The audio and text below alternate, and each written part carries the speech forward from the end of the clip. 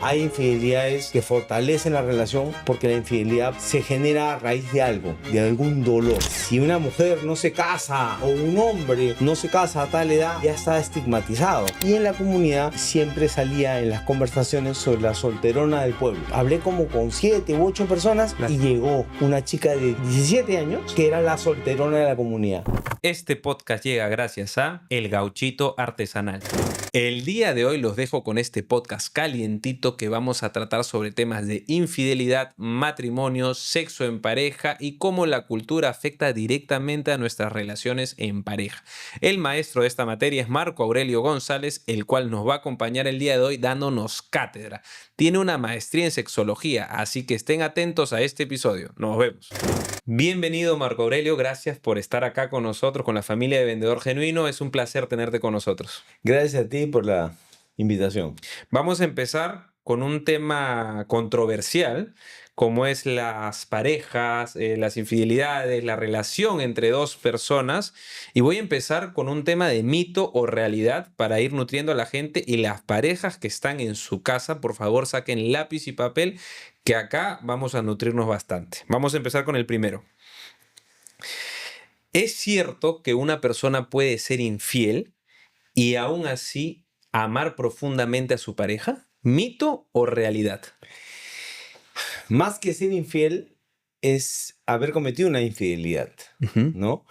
Y sí es posible amar profundamente a tu pareja y haber cometido una infidelidad.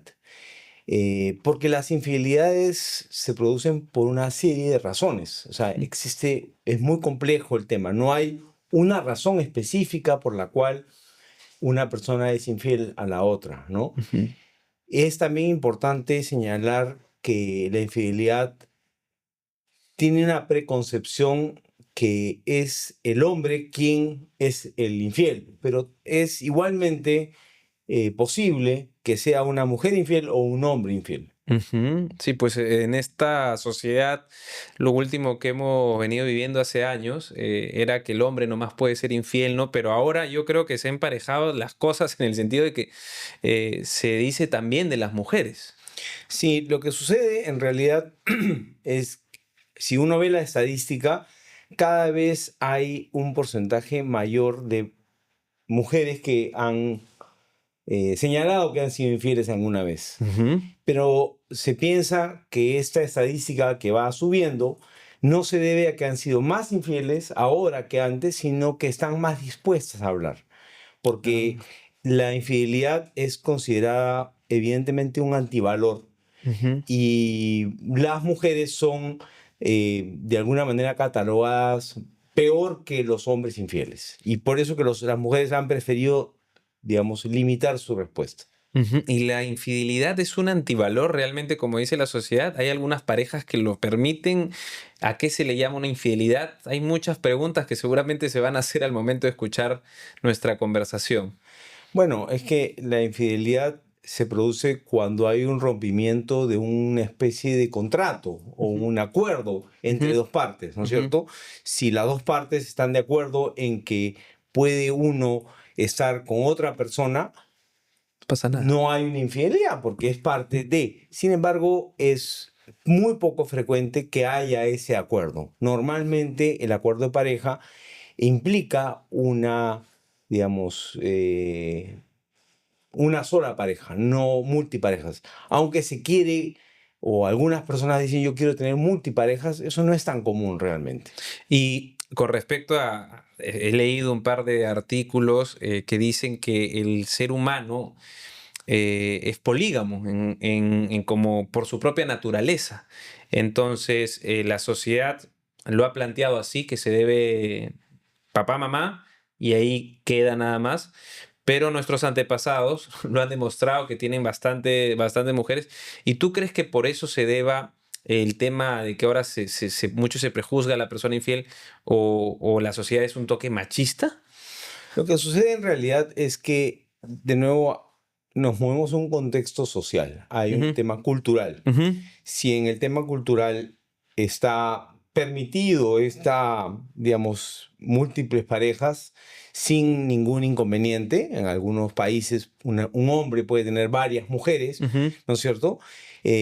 ahí quizás la mujer ya sepa de antemano, pero no es la mayoría de los casos. O sea, en la mayoría de los casos hay un constructo social, hay una cultura que te dice la pareja es solo de a dos. La pareja solamente es dos personas. Estas dos personas acuerdan ser fieles uno al otro. Exclusiva. Sí, exclusiva. Tocando el tema de las parejas, ya, en una relación sana, otro mito y realidad, en una hipotética relación sana, es lo más normal sentir celos. ¿Mito o realidad? Bueno, los celos, me imagino, estamos hablando de celos en términos sentimentales, ¿no? Pero existen celos de todo tipo, ¿no? Por ejemplo, cuando la mujer o el hombre tiene un avance profesional, la otra parte dice, oye, yo también hubiera querido, o yo también quisiera. Entonces hay un celo profesional de por qué el otro avanza más rápido que yo. O los celos de otro tipo, ¿no? ¿Por qué mi hijo quiere más a la mamá o quiere más al papá? ¿No es cierto? Hay celos de otro tipo también, ¿no? Y es de alguna manera también normal, ¿no? Que un papá diga, o la mamá se sienta como relegado cuando la hija lo quiere más al papá y menos a la mamá, ¿no? Entonces hay unos celos ahí como naturales, ¿no? Y cuando hablamos de los celos de pareja, o sea, cuando hablamos de que el hombre y la mujer sienten celos, bueno, hay niveles o hay intensidades de celos, ¿no? Entonces ya sacamos de lado el tema profesional o el tema académico o el tema, digamos, monetario, ¿no? Y hablamos solamente de tema sentimental. Hay más que celos, yo diría, una sensación de que no me vaya, probablemente un miedo propio antes que del tercero, ¿no? ¿Cómo voy a quedar mal yo, ¿no? Entonces, probablemente haya mucho de eso. O sea, es más como que tiene miedo a lo que digan las personas. Mucho de eso. De ella misma cuando sucede que en su relación se dio una infidelidad. O sea, una cosa así. Sí, ahora hay temas de posesión, ¿no? Hay quienes son muy posesivos respecto de la pareja. Entonces, y este tema de lo posesivo también va migrando en el tiempo, ¿no? Mira, hay una canción muy famosa, ¿no? De los años 80, que es Every Breath You Take, ¿no? Que si tú escuchas la letra, es de este personaje que dice a la esposa que se acaba de divorciar, cada vez que tú respiras, tú eres mía. ¿Ya? Every breath you take, cada respiro es mío y tú no tienes derecho a nada. Y esa canción fue como el ícono de los 80. Un hit. Un hitazo. Y ahora, bueno, evidentemente si uno escucha esa canción en inglés o en castellano, dice, no, eso no puede ser un hit. Entonces va cambiando más o menos por el tema social, ¿no? Esta sensación de que tú eres mi posesión. Eso no existe, ¿no? ¿Y cuál sería un estado más equilibrado o el punto medio con respecto a los celos? ¿Cómo sería un celo correcto, por así decirlo? Bueno, en la medida que ambos se desarrollen y ambos puedan conversarlo, digamos, yo creo que las parejas, en la medida que vayan conversando de sus problemas o de sus preocupaciones o de sus necesidades, no deben sentírselos, ¿no? Eso es, digamos, cuando alguien se siente mal, es muy frecuente o es muy común que las parejas puedan hablarlo y cuando lo hablan, pues se pueden disipar mucho de estas sensaciones. Muchos empresarios, muchos ejecutivos de primera línea piensan que tienen que ganar un premio o tienen que salir en la tele para trabajar su marca personal. El día de hoy les digo que están totalmente equivocados. Su historia es la que inspira. Sus puntos de frustración, cuando quebraron, cuando más le dolió, eso, contarlo al emprendedor que recién está empezando o al ejecutivo que está iniciando su carrera, funciona. Es por eso que he desarrollado Transformación Genuina. Es un programa que en 60 días transformamos toda tu marca. desde lo principal, desde el propósito que tienes tú en la vida para poder comunicárselo al mundo y que la gente realmente te siga porque le inspiras, no tener seguidores falsos. Si quieres tener más información y poder trabajar conmigo, contáctanos en el enlace de la descripción. ¿No? Antes que se me vaya la pregunta, hablaste de que también habían celos profesionales, Sí. que habían celos con los hijos. Por ejemplo, de lo que te toca trabajar en terapias de pareja, ¿qué es lo más común que te encuentras? Bueno, los celos de pareja son los más comunes, ¿no? Los celos de pareja. Sí, son los más, o sea, digamos, Emocionales. los más dolorosos, si se quiere, antes que los celos con los hijos o los profesionales o los monetarios, ¿no? Pero sí, por ejemplo, en el tema profesional, si una mujer, ¿no? En la sociedad actual, que una mujer gane más que el esposo, sí le genera algún ruido al esposo y comienza de alguna manera la lucha. De pronto lo que ocurre es que en el tiempo es normal que a veces uno gane más que el otro, a veces gana más el hombre y a veces gana más la mujer. No pasa nada, pero cuando hay algún movimiento, ya sea que el hombre gana más o que la mujer gane más, cuando hay ese movimiento es que se producen los celos. Qué loco. Claro, o sea, es como cambiar el status quo de la relación. Ese cambio es el que más genera, digamos, distorsión. Es bien interesante. Qué curioso, ¿no? Porque claro, la persona está acostumbrada a que él sea el proveedor, por ejemplo, en caso, y O viene ella. y de la noche a la mañana la persona ganó un puestazo, hizo la empresa y es los salarios superior y empieza otro ritmo y eso es lo que lo mueve a la persona. Sí, por ejemplo, es también frecuente en una relación, vamos a suponer que están de alguna manera igual en cuanto a salarios, Ujú. y uno de los dos, vamos a suponer el esposo o la esposa o la pareja, hombre o mujer, gana igual Ujú. y de pronto pierden el trabajo, cualquiera de los dos, pierden el trabajo, y esta persona decide entrar a emprender. Ya, Durante un primer periodo esta persona gana menos ya. y de pronto gana mucho más, pero mucho más que el anterior.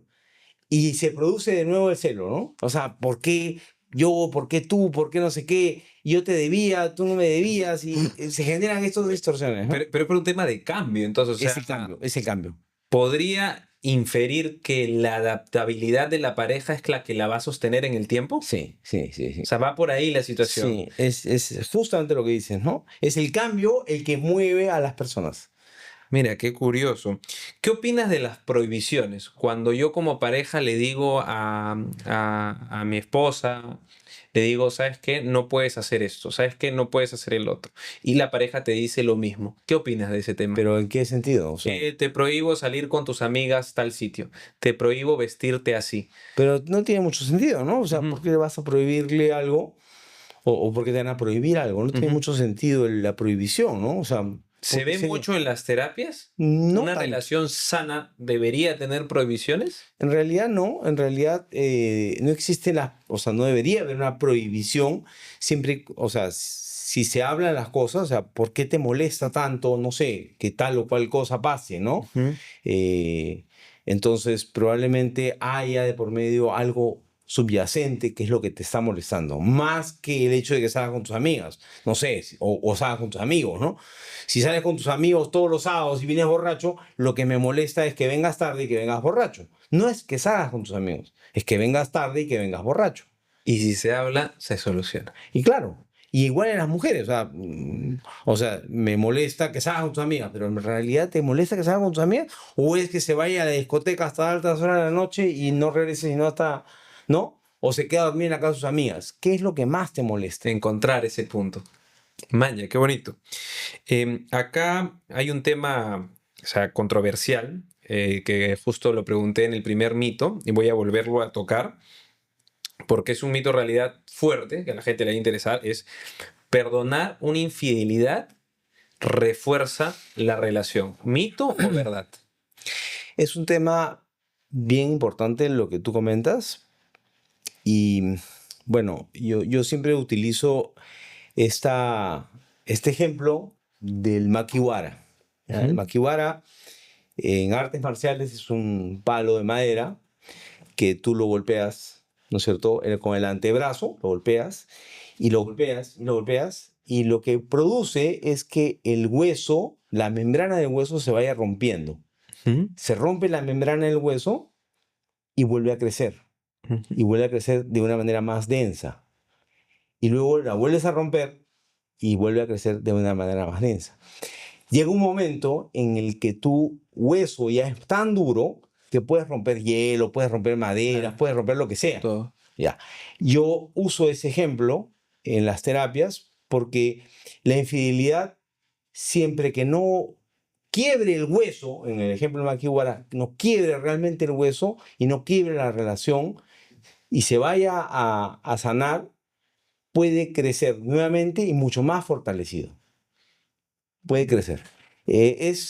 Yo creo que no se puede mirar una pareja como único ejemplo. Yo creo que ni una infidelidad como único ejemplo, ni una relación como única situación, sino que cada relación es única y cada persona es única. Entonces, sí es un mito porque no se puede generalizar. O sea, hay infidelidades que fortalecen la relación, parece mentira, pero lo hay, ¿no? Porque la infidelidad se genera a raíz de algo, de algún dolor, ¿no? Ujú. Ya sea del hombre o de la mujer o de la pareja, lo que sea, genera o es producido a veces por un dolor. Y ese dolor se puede subsanar. ¿Cuál es la principal situación que hace que las personas se separen, que las parejas se separen? La falta de comunicación. ¿Y la falta de comunicación produce infidelidad? Muchas veces sí. Por eso que no encuentran, eso que me dices que está atrás, que está oculto, ese miedo, eso que está dentro de la persona, Sí. que no sale. Eso. Sí, sí, efectivamente. La infidelidad en realidad es casi un síntoma, Ujú, ¿no? A veces sí de la pareja, pero ujú, no siempre de la pareja. ujú. O sea, a veces, me refiero a la relación de la pareja, ¿no? A veces es producto de otras circunstancias que no tienen absolutamente nada que ver con la pareja. Y esto también es bien interesante de notar. O sea, llegan a la terapia a veces parejas que se quieren mucho y que han sido infieles, pero que el producto de la infidelidad no es porque se llevan mal o porque había un problema entre ellos. Como decía, cada pareja es única, cada situación es Ujú. única, cada persona es única, ¿no? Infidelidades hay por N razones de toda índole y que muchas veces no tienen nada que ver con la relación de pareja. Parece mentira. Claro. ¿Y qué otras cosas ocasionan una infidelidad? Hablamos un poco de la cultura. O sea, ¿también tiene que ver? También tiene que ver y mucho. Pero mira, por ejemplo, ¿ya? Te voy a poner un caso. Ujú, Una pareja o una hija o un hijo, ¿no es ujú. cierto? Crece en un ambiente de papás que se han separado, se han divorciado por infidelidad. ¿Ya? Vamos a Ya. suponer ese caso. Y de pronto la chica o el chico odia, entre comillas, odia a su mamá o a su papá por haber sido infiel con digamos, su pareja. Correcto. La odia o lo odia, ¿no es cierto? Pero lo odia, pero a la vez lo quiere. O sea, es su papá o es Ujú. su mamá. Y entonces trata de comprender qué pasó en esa relación. Vamos a Claro. suponer que sea la mamá, ¿ya? Ajá. Para el ejemplo. Entonces odia a la mamá, pero a la vez la quiere. Y entonces llega un momento en la vida adulta de esta niña Sí, o claro. niño que crece y dice y hace lo mismo porque en el fondo está de alguna manera em, queriendo reforzar que su mamá o su papá no era malo y que él está haciendo lo mismo y sin embargo no es malo. Repitiendo el patrón. Más que repitiendo el patrón, lo que está haciendo es, digamos, justificar por qué su mamá hizo eso o por su papá hizo eso. Y no tiene nada que ver con el esposo o la esposa Claro. o la pareja, sino que yo lo hago, ¿por qué? Porque quiero de alguna manera ponerle alguna coraza a la mamá o al papá que quiero tanto. Parece un Sí, ¿no? contrasentido, pero pasa. Es Ujú. bien interesante porque pasa. Entonces, claro, quien ha nacido en un ambiente donde de pronto tienes un sentimiento tan duro con tu mamá o con tu papá que ha sido el infiel o la infiel, sí, pues tienes ese resentimiento y quieres justificar el hecho de que tu mamá no es una persona mala o que tu papá no es un desgraciado. Claro. Entonces lo haces y de alguna manera estás como al mismo nivel. Y refuerzas eso. Y entonces dices, pues mi papá no era tan malo o mi mamá no era tan mala. Claro. Claro, el efecto que vas a lograr ahí de alguna manera cubre este dolor que has traído desde niño, Ujú, pero estás haciéndole daño a tu pareja. ujú. Evidentemente esa no es la manera. O sea, lo que te estoy trayendo es un caso bien común, Claro, que usualmente ocurre, ¿ya? Pero no es la manera porque lo que vas a lograr es generarle un daño a tu pareja, que no tiene nada que ver en el tema, claro. que no tiene que, o sea, te quiere, te ama, todo lo que sea, ¿no? Y entonces se cuestiona y dice, oye, si yo te quería tanto, nunca sospeché de que tú fueras así. Te pongo otro ejemplo. Ujú, Este, una, una, una mujer, ¿ya? ujú. En caso, una mujer que de pronto piensa y en terapia individual dice, mi esposo se muere por mí. Tengo una excelente vida. Mis hijos, lo mejor. Yo me siento feliz y tengo un amante. Y el amante me maltrata, me odia, me humilla. Wow, Y entonces, ¿por qué haces eso? ¿No? O sea, si no es, o sea, si tu esposo, tu familia es lo máximo, ¿por qué te vas a eso? claro. Y la respuesta no está en que tiene una mala relación con la familia ni con la pareja, sino porque ella no siente o no se cree capaz de ser feliz. Se autosabotea. Claro. Entonces, ¿qué tiene que ver ella, digamos, o sea, mejor dicho, qué tiene que ver él, el esposo, la pareja, con que ella sea infiel? Claro. No tiene nada que ver. Es ella que se autosabotea porque ella cree, ella considera que no puede ser feliz. Y va y se corta, va y se corta. Y ella misma se Y pone. ella misma lo sabe. Y ella misma dice, yo no, o sea, el amante la humilla, la maltrata, la basurea. Y Ujú. sigue con él, y sigue con él, y no puede cortar. ¿Por qué? Y se vuelve algo como adictivo para la persona. Es que esta persona considera que ella no puede ser feliz. Ella piensa que está destinada a no ser feliz. Qué curioso, ¿no? Qué interesante cómo la creencia limitante es tan implantada y todo, y te puede trabar muchas de tus relaciones, ¿no? O sea, En todo, en todo, en y te todo. autosabotea. Y estas creencias limitantes, como bien lo mencionabas, vienen de los padres la mayoría de veces. Y puede ser que se haya formado ahí, en muchos casos, asumo, ¿no? Bueno, sobre todo los temas, la crianza, ¿no? Ujú, La religión muchas veces, ¿no? Son sí factores limitantes, ¿no? La crianza, la sociedad, ujú, la cultura, ujú.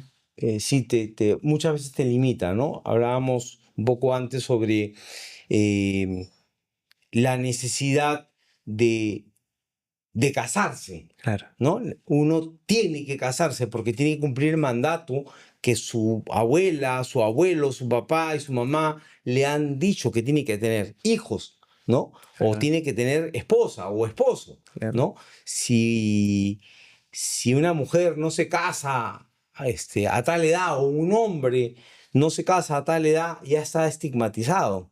Claro. Entonces sí, pues, son creencias totalmente limitantes, ¿no? Entonces uno, para no sentirse estigmatizado, encajonado, cuadriculado en algún cierto tipo de apelativo, decide por casarse, aunque no lo quiera.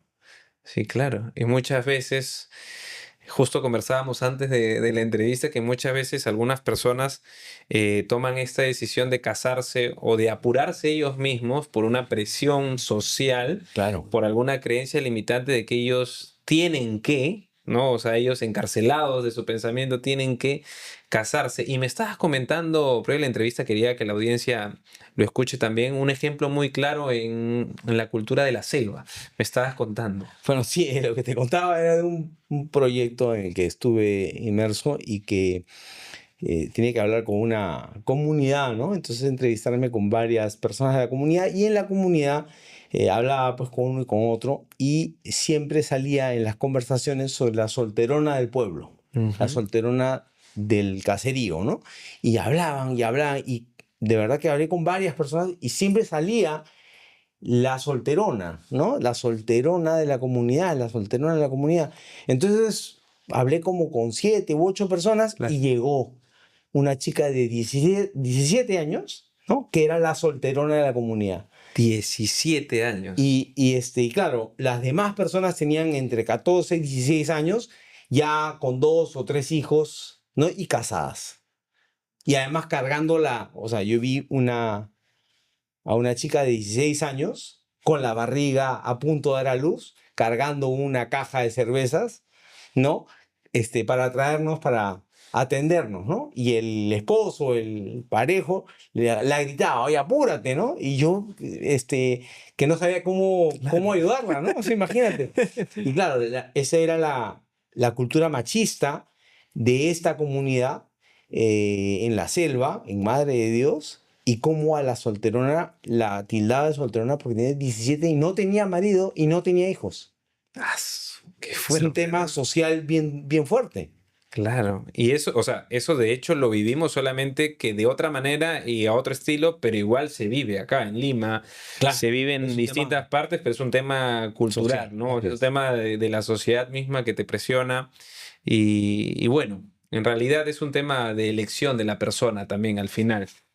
Es difícil, ¿no? Porque si vives en una sociedad como esta, por ejemplo, para no irnos más lejos del ejemplo, un caserío tan pequeño, Ujú. ser tildado de la solterona Sí, claro. o lo que sea, Sí, claro. por el resto de la gente, ¿no es Influye cierto? definitivamente. Influye mucho en el comportamiento, ¿no? Influye definitivamente. Y esta, además de ser la solterona, era considerada casi como una prostituta, ¿no? Porque, o sea, no había conseguido casarse. Qué loco, ¿no? Sí, o sea, ya esta mujer sí ya no iba a volverse a casar, ¿no? 17 años. La solterona de la comunidad. Ese puede ser gran título de video, ¿eh? Terrible, de verdad que terrible, ¿no? No, no, claro, bien curioso. Marco, quisiera hablar ahora de un tema también controversial, que es el tema del sexo en la relación. En el tema de las terapias de pareja, te toca mucho trabajar este tema. Las parejas pueden ser felices sin sexo.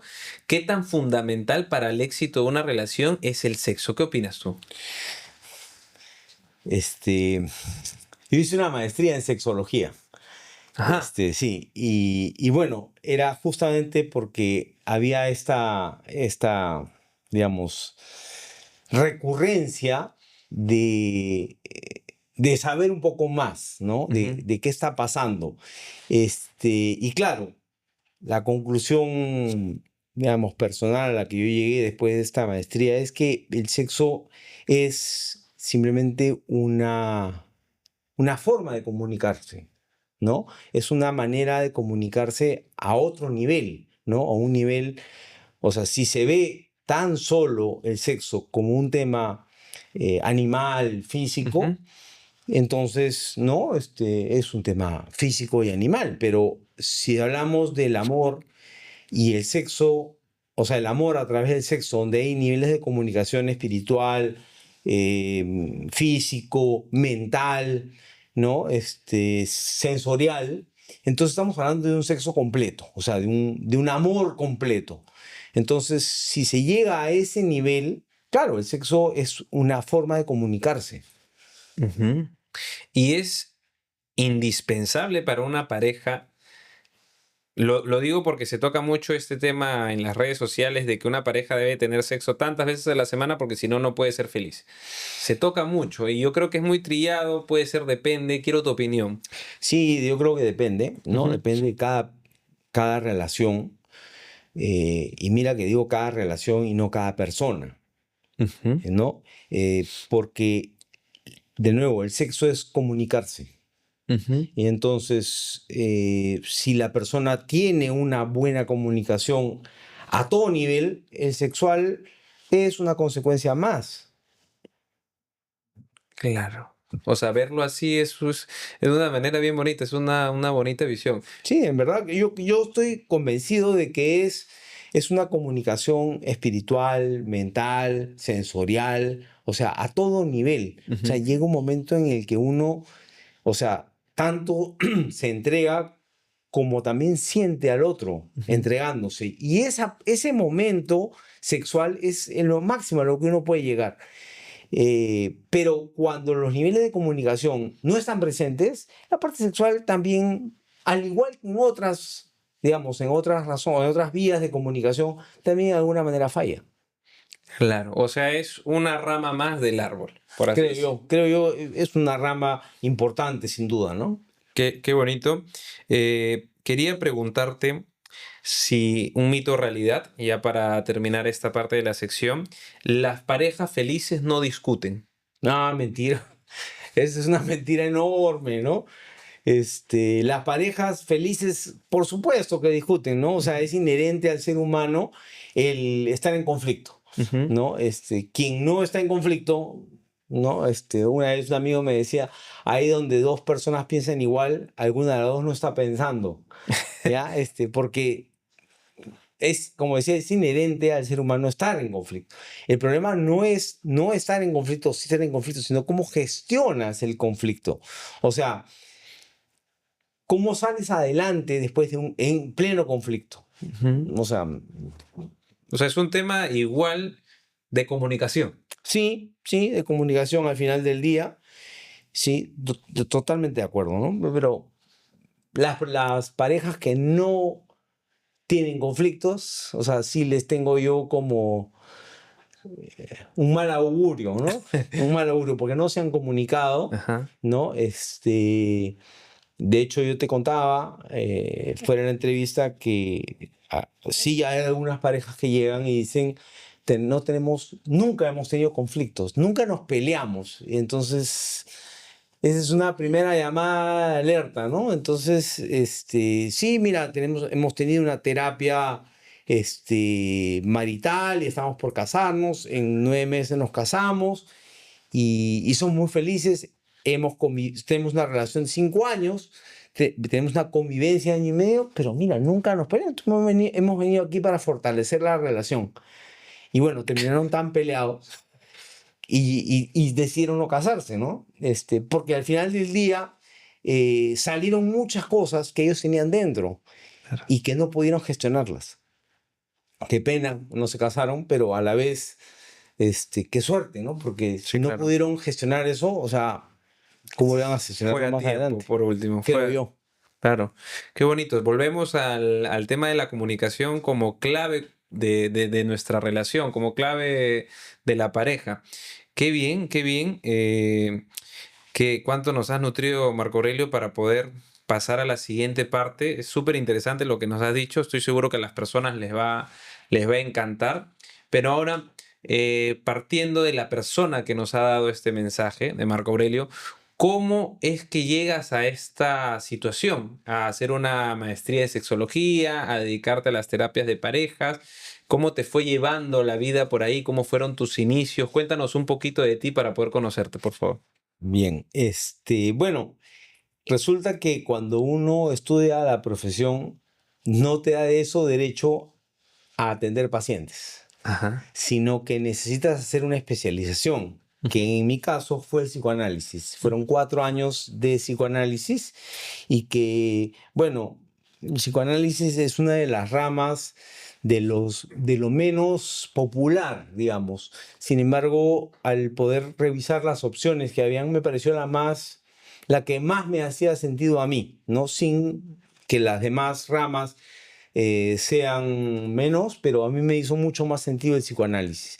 Y estando en psicoanálisis, bueno, cada vez es más profundo, ¿no? Cada vez uno se mete más, se mete más. Se dice 4 años de especialización en psicoanálisis y después esta maestría en psicología que te contaba, porque efectivamente muchas parejas vienen con esa preocupación. Es muy frecuente eh, que las parejas tengan ese problema aunque no lo digan, Ajá. sino que sale. Y bueno, ya pues en consulta uno va jalando la lengua, ¿no? Pero va saliendo siempre el problema, ¿no? No es como el punto que quieren hablar, pero uno al momento de estar en terapia va saliendo. Y al final, bueno, ese era el tema, digamos, con mayor recurrencia y es por eso que también entré a la maestría de sexología.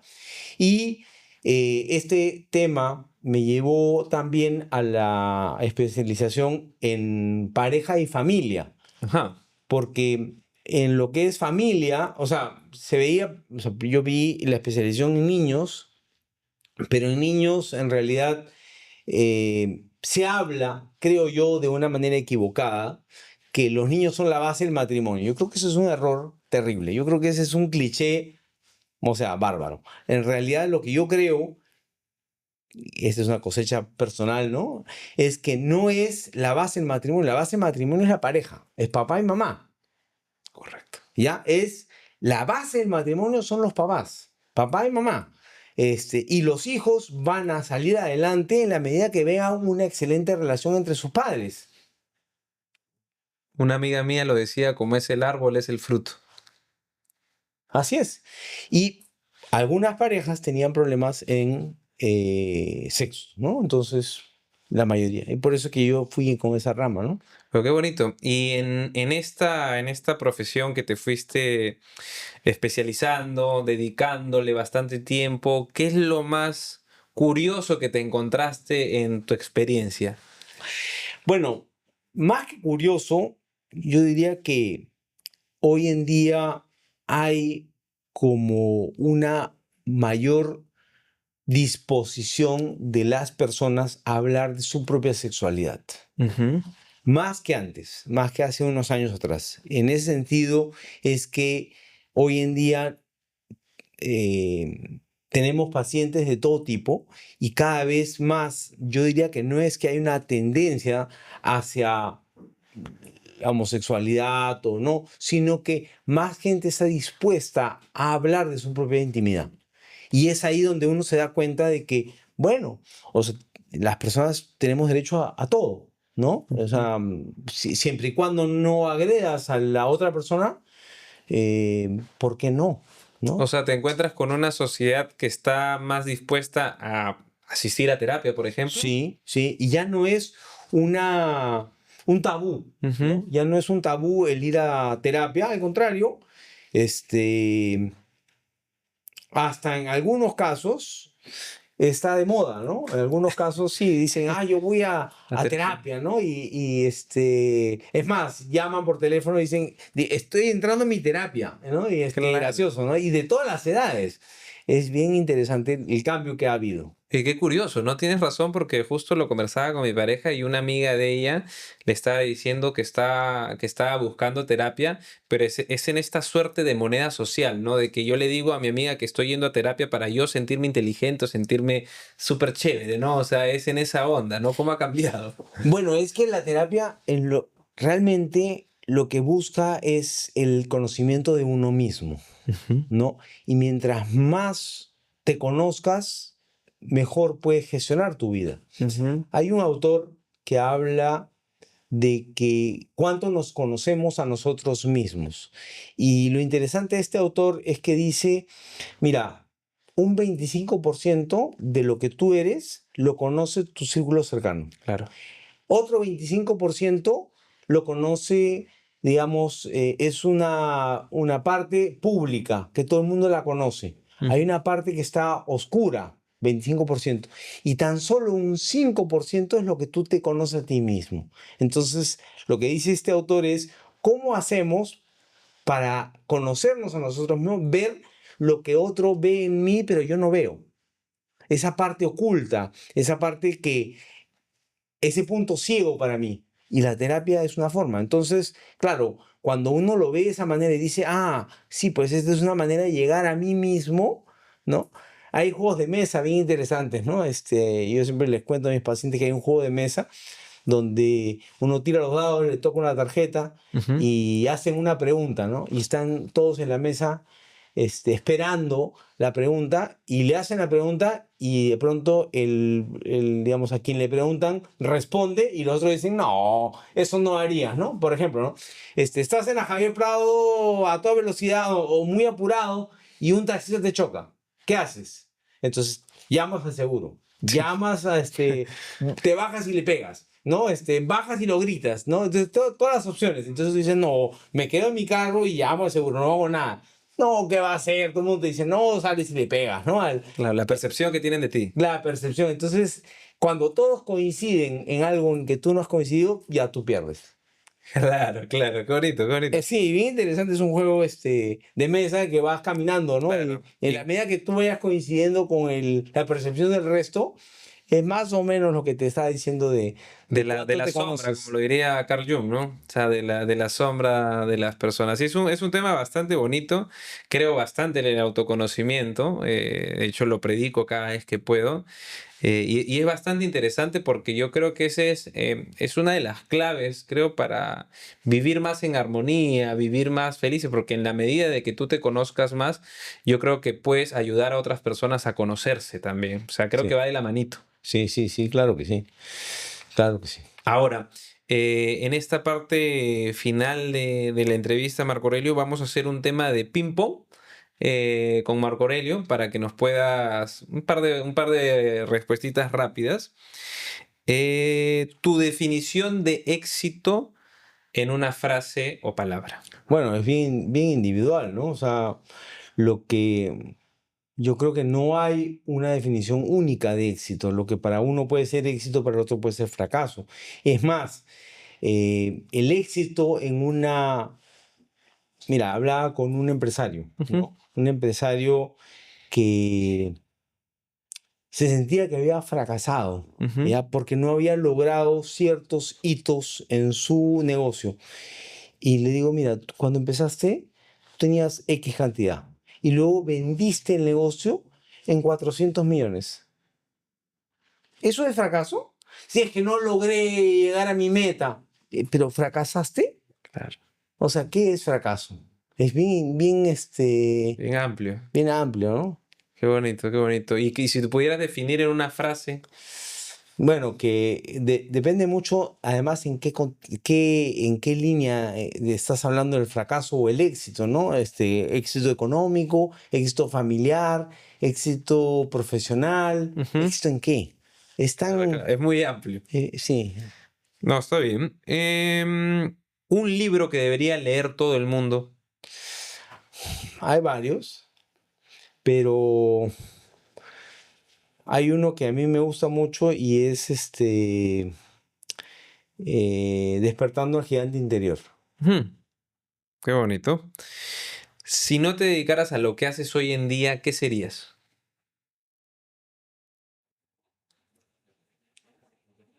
¿Qué sería? Te siento que estoy en terapia. No tengo idea. Bueno, ¿qué sería? ¿A qué te dedicarías? Bueno, seguramente a conocer el mundo, a conocer otras culturas. Viajero. Sí. Si pudieras hacer un cambio en todas las personas con un clic, ¿qué harías?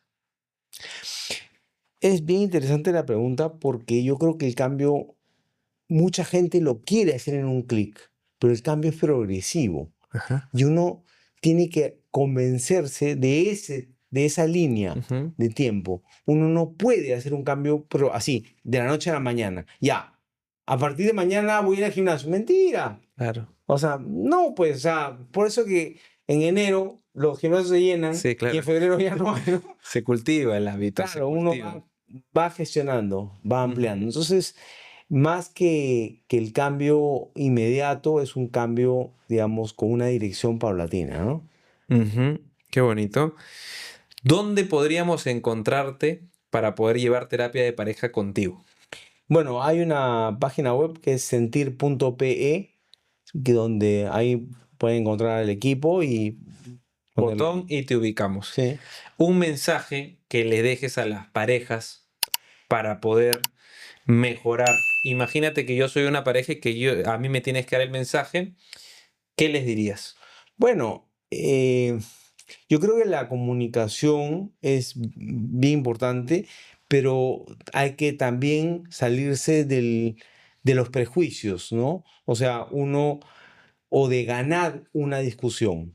La mayoría de las parejas en conflicto es porque uno quiere tener la razón y el otro, o sea, en verdad, ¿quién tiene la razón?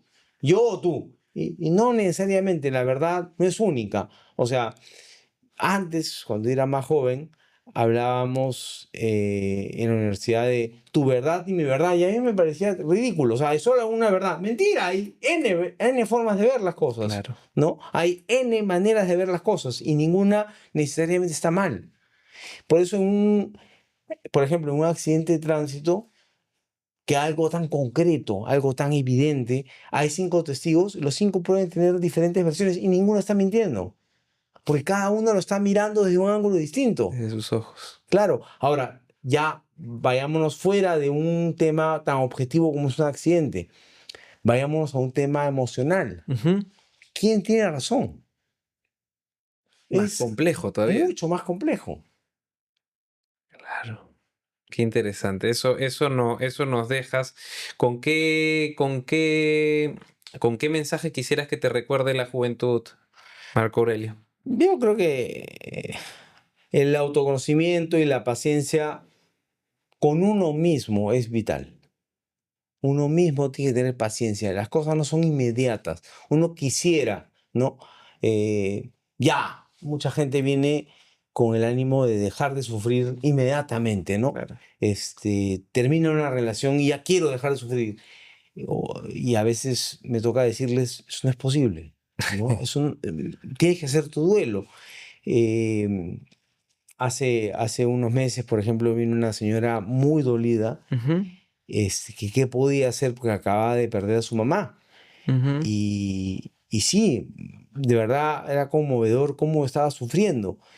Y le dije, mira, no hay una receta para que tú Es que me han dicho que tengo que hacer ejercicio, que tengo que caminar. Sí, camina, haz ejercicio. Pero, o sea, esto es un proceso, es un duelo. Claro. O sea, no cambias de la noche a la mañana, no dejas de sufrir de la noche a la mañana. Creo que quiero cerrar justo con ese mensaje, porque muchas veces me ha pasado a mí a título personal. Yo lo llamo el proceso de la rendición consciente, que es que hablo bastante de espiritualidad, hago algunos reels por ahí, comparto un poco de información por ahí, pero creo firmemente en que nosotros vinimos acá para pasar una experiencia. Vinimos acá a ocupar este cuerpo para pasar una experiencia y esa experiencia probablemente ya está dictada. Hay una serie de posibilidades que se puedan dar, pero hay que rendirse a la experiencia porque muchas veces por forzar una situación terminas encontrando la misma vía que ibas a encontrar. O sea, es como que te sales de la senda para evitar tu destino, pero vuelves ahí a encontrarla. Entonces yo creo mucho que el poder de la rendición consciente, te lo digo porque a título personal me pasaba mucho, que por ejemplo me identificaba con este empresario que tenía 5 empresas, tales situaciones, y me había hecho una autoesclavización de mí mismo en series de trabajos porque yo me estaba identificando con una persona que yo no habitaba ese estado. Entonces cambié la situación porque entendí que todo se da en su momento preciso porque todo es preciso, no hay nada bueno ni malo. Entonces, con ese mensaje quisiera dejarles a la gente que no hay nada bueno ni malo, solo hay, y es la experiencia y todo se va a dar a su debido momento. Quiero agradecerte, Marco Aurelio, por todo lo que nos has enseñado hoy día. Yo creo que las personas en su casa van a tener un podcast bastante rico para poder verlo con sus parejas y puedan aprender pasito a pasito. Muchas gracias por venir y muchas gracias por estar con nosotros. Muchas gracias también, Jordán. Si te ha gustado este episodio, no olvides de suscribirte a nuestro canal y darle clic a la campanita. Nos vemos.